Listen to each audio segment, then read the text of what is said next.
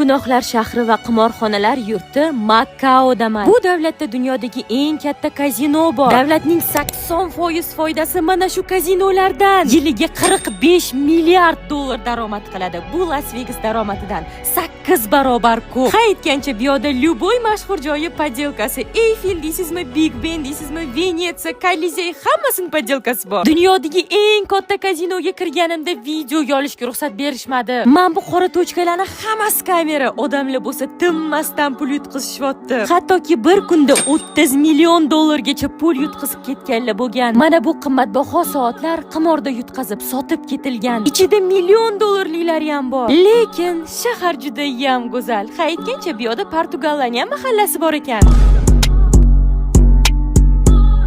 Aytgancha osmondagi restoranda ham ovqatlandim. Biroz qo'rqinchli-yu, lekin manzara, hissiyotlar shunchaki dahshat. Har qadamda qimorxonalar 24/7 gurkirab ishlamoqda. Va bu yerga kelganlarning ko'pchiligi hamma pulini yutqizib ketadi. Bu yerga kelib shunday xulosaga keldim. Qimor yoki kazino bu o'yin emas. Boyishni orzu qilasiz, lekin yutkazasiz. Ular esa sizning orzularingizdan butun boshli davlat qurishadi.